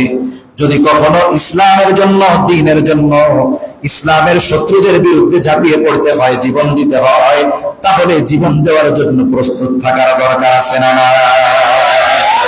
শুনেন, যেই জাতি স্বাভাবিক জালেমের বিরুদ্ধে জীবন দিতে পারে, যেই তরুণ যুবকেরা, ছাত্ররা জালেমের বিরুদ্ধে জীবন দিতে শিখেছে, ইসলামের জন্য যদিও তাদের জীবন দিতে হয়, ইনশাআল্লাহ এই জাতির যুবকেরা জীবন দিতে প্রস্তুত আছে ইনশাআল্লাহ। এজন্য আমাদের প্রত্যেকের অন্তরে জিহাদের তামান্না থাকতে হবে। হাদিসের মধ্যে আসছে, যার অন্তরে জিহাদের তামান্না নাই সে নেফাকের উপরে মারা গেল। আপনি জিহাদে অংশগ্রহণ করতে পারেন নাই, জিহাদ হয় নাই আপনার সময়, আপনি পারেন নাই, কিন্তু আপনার ইচ্ছা ছিল যে দ্বীনের জন্য যদি আমার জীবন উৎসর্গ করতে হয়, জানমাল দিতে হয়, আমি দিব। আপনার যদি এই ইচ্ছা থাকে, আপনি নেফাক থেকে বেঁচে গেলেন। যদি ইচ্ছাও না থাকে, তাহলে মনে রাখতে হবে নেফাকের উপরে তার মৃত্যু হবে। সেজন্য জিহাদের ময়দান থেকে পালানো, পিছু হটা, এটা কবিরা গুনাহ। 7 নম্বরে নবীজি বলেন, মাইকের আওয়াজ যত দূর যায়, আমার মা বোনরা একটু খেয়াল দিয়ে শুনবেন, ওয়াকাফুল মুহসানাতিল মুমিনাতিল গাফিলাত, সতী সাধ্বী নারীর ব্যাপারে অপবাদ দেওয়া। একজন মানুষ, সে ভালো না মন্দ, যদি জানা থাকে ভিন্ন কথা, কিন্তু অনেক সময় আমরা আমাদের স্বার্থ হাসিল করতে গিয়া আমরা একজন নিরপরাধ মানুষকেও অপবাদ দিতে পিছু হটি না। এরকম আছে না নাই? অপবাদ দেওয়া জঘন্য এক কবিরা গুনাহ। ইসলামের আইন যদি থাকতো, ইসলামী শাসন যদি থাকতো, কাউকে যদি অপবাদ দেওয়া হতো, অপবাদ হলো সে যেটা করে নাই তার ব্যাপারে সেটা বলা, গীবত হলো সে যেটা করছে, অন্যায় খারাপ কাজ তার অনুপস্থিতিতে আলোচনা করা, তবে তার সংশোধনের লক্ষ্যে নয়, বরং শুধুমাত্র মজা নেওয়ার জন্য একজনের দোষ চর্চা করা, সেটা হলো গীবত। আর অপবাদ হলো যার মধ্যে ওই দোষটা নাই তাকে ওই দোষে দোষারোপ করা। অপবাদ দেয়, চুরি করে নাই, করে চোর রে, জেনা ব্যভিচার করে না, জেনাকার রে। এই যে আপনি অপবাদ দিলেন, ইসলাম থাকলে 80টা বেতের বাড়ি দেওয়া হইতো। কয়টা বেতের বাড়ি? 80টা বেতের বাড়ি। এটা জঘন্য একটা কবিরা গুনাহ। একটা ঘটনা শুনাই, ইমাম আহমদ ইবনে হাম্বল রাহমাতুল্লাহি আলাইহির জামানার ঘটনা। এক মহিলা ইন্তেকাল করছে, মারা গেছে। মারা যাওয়ার পরে আরেকজন মহিলা তাকে গোসল দিচ্ছে। স্বাভাবিক, মহিলাই তো গোসল দিবে। কিন্তু যেই মহিলা গোসল দিচ্ছে, সেই মহিলার মধ্যে শয়তানে ওয়াসওয়াসা ঢুকাইয়া দিচ্ছে। ওই মহিলার ব্যাপারে তার ধারণা নাই, কিন্তু যারে গোসল করাচ্ছে, হাত ধোয়াইতেছে, বলে আরে না জানি এই হাত কত গুনাহ করছে রে, না জানি এই জবান দিয়ে কত গুনাহ করছে। সারা শরীর পরিষ্কার করাচ্ছে, আর মনে মনে বলতেছে হায় রে, না জানি এই লজ্জা স্থান দিয়ে কত অন্যায় কাজে সে জড়িত হয়েছে। এইভাবে সে চিন্তা করতেছে, তার ব্যাপারে কথা বলতেছে আর কি, অপবাদ দিচ্ছে, এরকম একটা অবস্থা। মহিলা তো গোসল করাচ্ছে, দীর্ঘ সময় গোসল শেষ হয় না, বাইরে মানুষ অপেক্ষমান, গোসল শেষ হয় না। কারণ কি? কয়েকজন মহিলা ভিতরে গিয়ে দেখে যিনি গোসল করাইতেছেন ওই মহিলাকে, মহিলার লাশের সাথে গোসল যে করাচ্ছে তার হাতটা এমন ভাবে আটকে গেছে যে এটা আর ছুটতেছে না। দীর্ঘ সময় টানাটানি করে, ছুটে না। মহিলাও ভীত সন্ত্রস্ত হয়ে গেছে, কি ব্যাপার, হাত তো ছুটে না, কি করা যায়? খবর ছড়ায় গেল। একদল মানুষ এক আলেমের কাছে চলে গেছে, কি করা যায়, হাত তো টাইনা ছুটানো যায় না, কি করা যায়? আলেম পরামর্শ দিল, শোনেন, যেহেতু মহিলা মৃত, সে জীবিত, এক কাজ করেন, আপনারা ওই লাশের কিছু অংশ সহ তার হাতটা কাইটা ফেলেন। কিন্তু যাদের লাশ তারা বলে কেন আমাদের লাশের ক্ষত, আমরা লাশকে ক্ষতি করতে যাব কেন? এবার আরেক হুজুরের কাছে গেছে, তিনি বলতেছেন তাইলে এক কাজ করেন, ওই যে মহিলা হাত জ্বালাই গেছে তার হাতের কিছু অংশ কাইটা দেন, যতটুকু না কাটলেই নয়। এই মহিলার আত্মীয় বলে সুস্থ মানুষ, তার হাত আমরা কাটবো কেন? এবার দুই গ্রুপের মধ্যে দ্বন্দ্ব লেগে গেছে। সমাধান কোথায় পাওয়া যায়? বলে জামানার ইমাম আহমদ ইবনে হাম্বলের কাছে যাওয়া হলো। ইমাম আহমদ ইবনে হাম্বলের কাছে যখন এই অভিযোগটা দেওয়া হলো, তিনি চিন্তা করতেছেন কি হতে পারে, কেন হইল এটা। তিনি বললেন আমাকে নিয়ে চলো তার কাছে। পর্দার আড়াল থেকে মহিলাকে তিনি জিজ্ঞাসা করতেছে, বোন তুমি কি এই লাশের ব্যাপারে কোনো অপবাদ দিয়েছো, কোনো কথা বলেছো কিনা? সে প্রথম অস্বীকৃতি জ্ঞাপন করে। বারবার বলার পরে বলতেছে, শোনো তুমি যদি সত্যটা না বলো তাহলে লাশের থেকে তোমার হাতটা ছুটবে না। এইবার ভয়ে বলতেছে আমি এই কথাগুলো বলছি, গোসল করাইছি আর এই কথাগুলো বলছি। ইমাম আহমদ ইবনে হাম্বল রাহমাতুল্লাহি আলাইহি বলতেছেন 80টা বেতের বাড়ি মারার আগ পর্যন্ত এই হাত ছুটবে না। 80টা বেতের বাড়ি মারার পরে লাশের থেকে মহিলার হাতটা ছুটছে, এর আগ পর্যন্ত ছুটে নাই। একটা জিনিস মনে করেন, আপনি একজনকে অপবাদ দিলেন, সে যেটা করে নাই তার ব্যাপারে আপনি বললেন। এজন্য আল্লাহ তাআলা কোরআনুল কারীমের সূরা হুজুরাতের মধ্যে কারো ব্যাপারে কোন বিষয়ে মাত্রাতিরিক্ত ধারণা পোষণ করতে মানা করেছেন। আল্লাহ তাআলা কারো ব্যাপারে কোনো কিছু ধারণা করতে, মাত্রাতিরিক্ত ধারণা করতে মানা করেছেন। এই কুধারণা থেকে আমাদের বেঁচে থাকার দরকার। আপনি একজনের ব্যাপারে খারাপ ধারণা দিলেন, করলেন, অপবাদ দিলেন, আপনি তো তার হক নষ্ট করছেন। এই হক যদি আপনি মাফ না চাইতে পারেন, কিয়ামতের দিন আপনার নেকি দিয়ে এই হক আদায় করা লাগবে, অথবা তার গুনাহ নিয়ে আপনার হক আদায় করা লাগবে। এজন্য আমরা কারো ব্যাপারে কোনো অপবাদ দিব না। 7টি গুনাহ থেকে আমরা বাঁচবো। সাথে সাথে যে আয়াত তিলাওয়াত করেছিলাম অল্প সময়, আল্লাহ তাআলা এই আয়াতের মধ্যে বলেন, ইয়া আইয়ুহাল্লাযীনা আমানু ইন্নামাল খামরু ওয়াল মাইসিরু ওয়াল আনসাবু ওয়াল আজলাম রিজসুম মিন আমালিশ শাইতান ফাজতানিবুহু লাআল্লাকুম তুফলিহুন। আমরা কি সফল হতে চাই? কারা কারা চান? হাত উঁচা করেন তো। নারায়ে তাকবীর। পিছনের সবাই চান তো সফল হইতে? আল্লাহ কবুল করুক। হাত নামা। সফলতার কিছু থিওরি আল্লাহ তাআলা কোরআনুল কারীমের মধ্যে দিয়েছেন। আজকে যে মানুষের ব্যর্থতা, সেই ব্যর্থতা অর্থনৈতিক ভাবে হোক, রাজনৈতিক ভাবে হোক, সামাজিক ভাবে হোক, দুনিয়ার ব্যর্থতা হোক, আখিরাতের ব্যর্থতা হোক, সব জায়গায় যদি কেউ সফল হতে চায়, যেই বিষয়গুলো করণীয় তার মধ্যে অন্যতম করণীয় বিষয় আল্লাহ তাআলা বলেছেন। আর আসল সফলতা হলো আখিরাতের সফলতা। আসল সফলতা কোন জায়গার সফলতা? আল্লাহ তাআলা কোরআনুল কারীমের মধ্যে বলেন, ফামান যুহজিহা আনিন নারি ওয়া উদখিলাল জান্নাতা ফাকাদ ফাজ।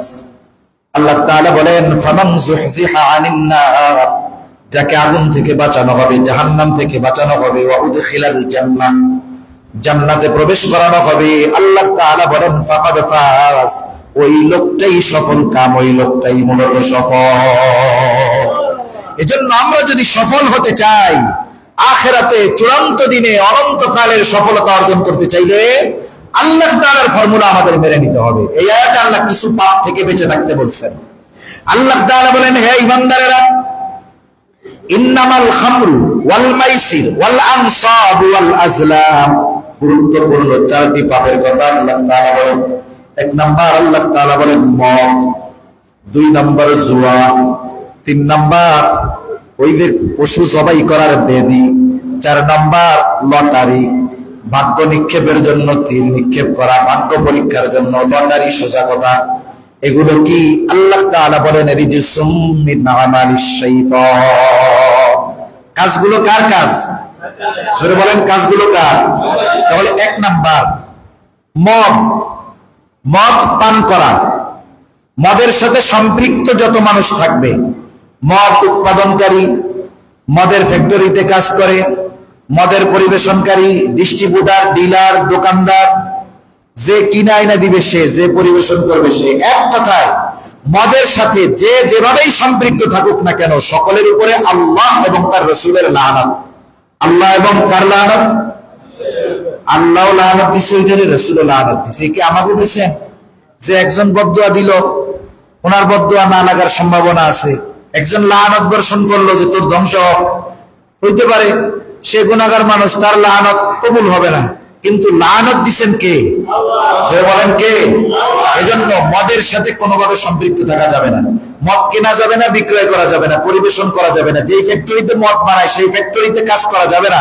যেই হোটেলে মদ পরিবেশন করতে হয় ওই হোটেলে ওয়েটারের কাজ করা যাবে না। মদ পরিবেশন করা যাবে না, মদ দোকানে রাখা যাবে না। এগুলো যে রাখবে সকলে সমান অপরাধী। সকলে কি বলেন? সমান অপরাধী। যেমন সুদখোর, সুদের সাক্ষী, সুদের লেখক, সবগুলো যেমন সমান, অনুরূপ ভাবে মদের সাথে যারা সম্পৃক্ত থাকবে সবগুলো সমান। এজন্য তরুণ প্রজন্ম যারা আছে এদেরকে ধ্বংস করার যেই মাধ্যমগুলো, এর মধ্যে অন্যতম মাধ্যম হলো তাদেরকে মাদকাসক্ত বানায় দেওয়া। ফেন্সিডিল, গাঁজা, ইয়াবা এগুলো সহ যত ধরনের মাদক আছে সামাজিকভাবে এগুলোকে প্রতিরোধ করার প্রচেষ্টা করতে হবে। বিশেষ করে যেহেতু যুব সমাজের উদ্যোগে, এলাকাবাসীর উদ্যোগে মাহফিল, যুব সমাজ মোটামুটি জান প্রাণ দিয়ে এই মাহফিল কামিয়াবির জন্য প্রচেষ্টা করতেছে এলাকাবাসীর তত্ত্বাবধানে। তাহলে এলাকার মানুষ আর যুবকরা যদি সম্মিলিতভাবে এই সিদ্ধান্তে উপনীত হয় যে আশেপাশের খবর আমরা জানি না, যা হয় হোক, আমাদের এই জীবধারা এলাকায় মাদকের সাথে কেউ যদি সম্পৃক্ত থাকে আমরা সম্মিলিতভাবে তাদের বিরুদ্ধে কড়া ব্যবস্থা নিব। মাদক সেবী, মাদক ব্যবসায়ী এলাকা ছেড়ে পালাতে বাধ্য হবে। মনে রাখবেন, মুরব্বীদেরকে বলি, আপনারা যদি এই তরুণ যুবকদের সহযোগী না হন, আজকে নয় হয়তো আগামীকাল আপনার ঘরে একটা মাদকাসক্ত সন্তান আসবে। মনে রাখবেন, একটা ঘরে যদি একটা মাদকাসক্ত সন্তান থাকে ওই ঘর দুনিয়ার জাহান্নাম দেখতে পারে। আসল জাহান্নাম তো পরে, দুনিয়ার জাহান্নাম তারা দেখতে পারে। কি হতে পারে অবস্থা, এ কথা বলার প্রয়োজন নাই। অনেক ঘটনা আপনারা শুনেন। নেশার টাকা না দেওয়ার কারণে মা বাবাকে হত্যা করে ফেলে, নেশার টাকা না দেওয়ার কারণে বাবাকে জবাই করে ফেলে, দ্বিধাবোধ করে না। এজন্য আমাদের আগামী প্রজন্মকে মাদকাসক্ত হওয়া থেকে বাঁচাতে হবে, নেশা থেকে বাঁচাতে হবে, ঠিক কিনা বলেন? এজন্য মুরব্বীরা কি করবেন? বিড়ি সিগারেট খেলে ছাইড়া দিবেন। এটা হলো মাদকাসক্ত হওয়ার দরজা, বুঝেন নাই? এটা হলো দরজা, এখান দিয়ে আস্তে প্রবেশ করে মানুষ, আস্তে আস্তে অগ্রসর হতে থাকে। সেজন্য আপনারা যেমন ধূমপান ত্যাগ করবেন, তরুণ প্রজন্ম আপনাদের সন্তানদেরকেও এ ব্যাপারে খেয়াল রাখবেন যেন তারা ধূমপায়ী না হয়, ধূমপায়ীদের সাথে না মিশে। তাহলে আস্তে আস্তে এটা মাদকাসক্তের দিকে তাকে নিয়ে যাবে। এজন্য মাদক থেকে বাঁচতে হবে, সকল ধরনের নেশা থেকে বাঁচতে হবে। নেশার বিরুদ্ধে কঠিন জনমত, কঠিন প্রতিরোধ গড়ে তুলতে হবে, ঠিক কিনা বলেন? সামাজিক কাজ সবার মিলে করতে হবে, যুবকদেরকে সামনে রেখে। কারণ যুবকরা সব পারে, যে জালেমরা নামায় ফেলছে আর মাদকাসক্তদের সাইজ করতে পারবে না। এটা হলো নাকি? এটা পারবে তো ইনশাআল্লাহ। দুই নাম্বার কি? দুই নাম্বার হলো জুয়া। জুয়া জুয়া জুয়া চিনেন তো? এখন জুয়া খেলার জন্য জুয়ার কোর্টে যাওয়া লাগে না, এখন মোবাইলেই জুয়া খেলা যায়। দেখবেন একজন পরিশ্রমী মানুষ সারাদিন পরিশ্রম করে পয়সা উপার্জন করছে, বিকাল বেলায় চার দোকানে এক কোনায় টেবিল নিয়ে বসে চারজনে এক জায়গায় মোবাইলের মধ্যে ওয়াজ মাহফিল দেখে আর বড় বড় হুজুরদের আলোচনা দেখে, নাকি? ওই জায়গায় হলো ছক্কা দিয়ে জুয়া খেলে। কি খেলে? লুডু খেলে, লুডুর জুয়া চলে ওই জায়গায়। আবার চিন্তা করে বন্ধু বান্ধব তো সব সময় থাকে না, একা একা কেমনে খেলবে? এখন ইন্টারনেটে ইন্টারন্যাশনাল জুয়া খেলে মোবাইলের মধ্যে। মনে রাখবেন, একটা মোবাইল একটা সন্তানকে ধ্বংস করে দেওয়ার জন্য যথেষ্ট। আপনার সন্তানকে আপনি, সে চাইলেই ফোন দিয়ে দিবেন না, তার একটা বয়স আছে, কন্ট্রোলিং করার সময় আছে। সে যদি নিজেকে কন্ট্রোল না করতে পারে তাহলে ওই ফাঁদের মধ্যে সে পা দিয়ে দিবে। এদেশে শত শত নয় লক্ষ লক্ষ তরুণ যুবক আছে জুয়ায় আসক্ত হয়ে। এটা যে শুধু যুবকরাই আসক্ত তা নয়, অনেক জুয়াখোরের ব্যাপারে দেখেছি ঢাকা শহরে পায়ে প্যাডেল চালিয়ে রিক্সা চালায়, রাতের বেলায় এই টাকাগুলো সব জুয়া খেলে তাড়িয়ে দেয়, সব জুয়া খেলে শেষ করে দেয়। এজন্য সন্তানদেরকে খেয়াল রাখতে হবে। আপনার অগোচরে দরজা এই মোবাইলে কি করে এটা আপনাকেও খেয়াল রাখার দরকার। এবং আপনার ছেলেকে যদি মোবাইল দিয়ে থাকেন তাহলে তার পাসওয়ার্ড নিয়ন্ত্রণ আপনার হাতে রাখতে হবে। যে ছেলে কি করতেছে কি না করতেছে, মেয়ে কি করতেছে না করতেছে, এ ব্যাপারে খেয়াল রাখতে হবে, ঠিক কিনা বলেন? এজন্য মোবাইল এর শেষ শব্দটা আরবি একটা শব্দের সাথে মিল আছে, ওয়াইলু। ওয়াইল, ওয়াইল একটা জাহান্নাম অথবা জাহান্নামের একটা গর্ত।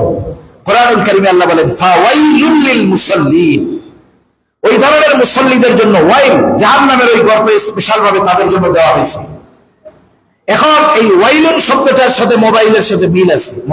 মোবাইল ওয়াইলুন, তার মানে মোবাইল যার হাতে দিলেন তাকে তো আপনি মোটামুটি ধ্বংস করে দিলেন, ধ্বংস হওয়ার মাধ্যম তাকে আপনি দিয়ে দিলেন। এজন্য অনেকের সন্তান অনেকের কাছে আবেগ মোহব্বত ভালোবাসায় দাবি করে, আব্বা আমি পড়ালেখা ভালো মতো করলে একটা মোবাইল দিয়েন। এই মোবাইল বহুত ঘর শূন্য করে দিয়েছে, বহুত নারীকে পরকীয়ায় জড়িয়ে দিয়েছে। 3 সন্তানের জননী চুল পেকে গেছে, মোবাইলে পরকীয়ায় আসক্ত হয়ে অন্যের হাত ধরে চলে গেছে, সন্তানকে সবাই দিয়ে চলে গেছে। তাহলে বোঝা গেল প্রযুক্তি যেমন আমাদের জীবনকে সহজ করে দিয়েছে, আবার ধ্বংসের রাস্তাও খুলে রেখেছে, ঠিক কিনা বলেন? এজন্য আমাদেরকে এই ধ্বংস থেকে বাঁচতে হবে, যুবকদেরকে জুয়া থেকে বাঁচাতে হবে। আগে মোড়ে মোড়ে অনেক জায়গায় জুয়া খেলতো, ক্যারামের মাধ্যমে, লুডুর মাধ্যমে, সক্কার মাধ্যমে, আর এখনের জুয়া হয়েছে মোবাইলের মাধ্যমে। বিটকয়েন ধরে ইন্টারন্যাশনাল ভাবে জুয়া খেলে, চিন্তা করে দেখেন। জুয়া এটা মানুষকে শেষ করে দেয়, মনে রাখবেন। আবার মোবাইলের গেম আছে, ফ্রি ফায়ার, পাবজি মাবজি কি কি আছে, এগুলো সন্তানদেরকে শেষ করে দিচ্ছে। কত ছেলে মানসিকভাবে আক্রান্ত, মা বাবা সন্তানকে থামানোর জন্য মোবাইল দিয়ে থামায় রাখতেছে। আস্তাগফিরুল্লাহ। কিছুদিন আগে দেখলাম এক বাচ্চা 7-8 বছর বয়স হয়ে গেছে, ও একা একা কথা বলে আর হাত খালি এরকম এরকম করে, মানে মোবাইল টিপতে টিপতে কথা শিখতে পারে নাই। অথচ চিকিৎসা বিজ্ঞান বলতেছে বাচ্চার যখন 1 বছর হবে, মা বাবা ওর সাথে অনেক বেশি কথা বলবে, কোরআন তিলাওয়াত করবে, শোনাবে, কথা বলবে, তাতে কি হবে? বাচ্চার ব্রেন গ্রোথ হবে, সে কথা শিখবে। কিন্তু বাচ্চা যখন আমাদেরকে একটু চালায়, স্বাভাবিক 1, 2, 3 বছর 4 বছর পর্যন্ত বাচ্চা একটু অ্যাক্টিভ বেশি থাকে, আমরা তাকে ঠান্ডা বানানোর জন্য মোবাইল দিয়ে রাখি, কিন্তু কি করি? ওই যে ওয়াইল, ওকে আমরা ধ্বংস করে ফেলি, ঠিক কিনা বলুন? এজন্য তরুণ কিশোর যারা আছে বিশেষ করে, এদেরকে মোবাইলের ফিতনা থেকে বাঁচাতে হবে এবং জুয়া থেকে তো বাঁচতেই হবে। আপনি সন্তানকে হাত খরচ দেন, পথ খরচ দেন, আপনাকেও খোঁজ রাখতে হবে। মনে রাখবেন, আপনি ছোটবেলা থেকে সন্তানকে ওইভাবে গড়ে তোলেন। অনেকে আছে মা বাবা অতি দরদ দেখাতে গিয়ে সন্তান চাওয়ার আগেই আমরা দিয়ে দিই।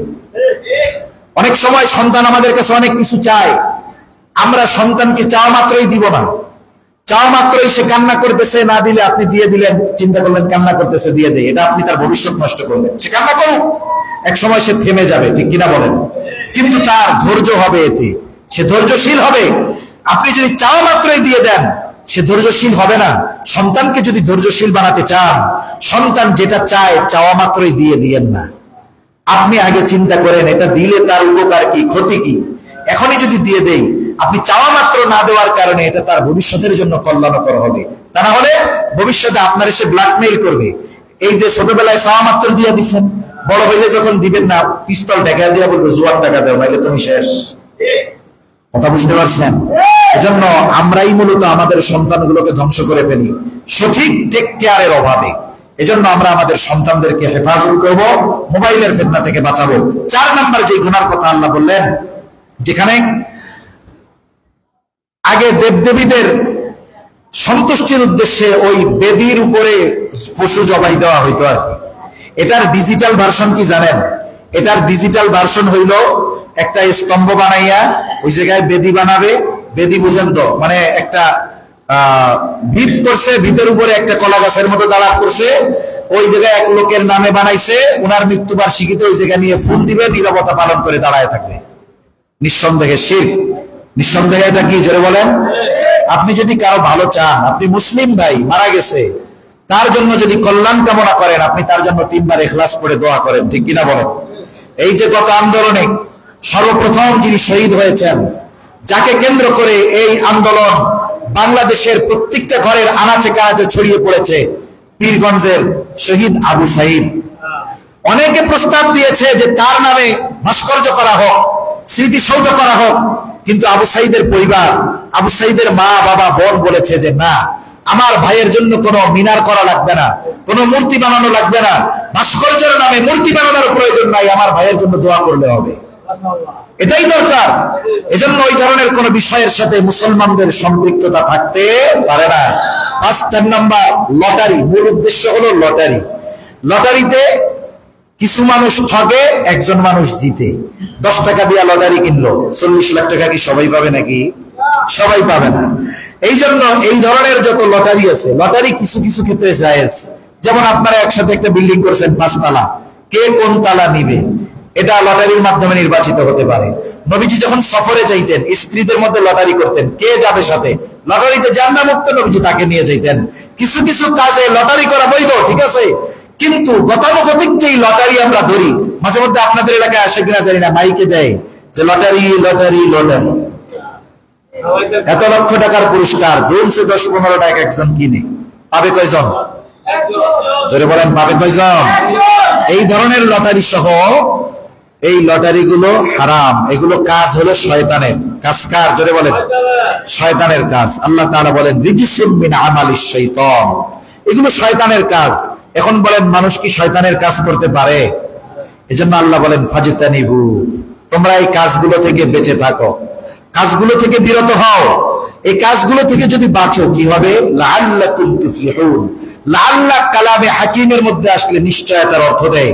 তার মানে আল্লাহ বলেন অবশ্যই তোমরা যদি এই কাজগুলো ছেড়ে দাও তোমরা সফলকাম হয়ে যাইবা। সুবহানাল্লাহ। এরপরে আল্লাহ তাআলা কত দরদ নিয়ে, বান্দার প্রতি কত মহব্বত নিয়ে কত সুন্দর কথা বলেন। আল্লাহ তাআলা বলেন ইন্নামা ইউরিদুশ শাইতানু আন ইউকিআ বাইনাকুমুল আদাওয়াতা ওয়াল বাগদা ফিল খামরি ওয়াল মাইসির ওয়া ইয়াসুদ্দাকুম আন যিকরিল্লাহি ওয়া আনিস সালাহ।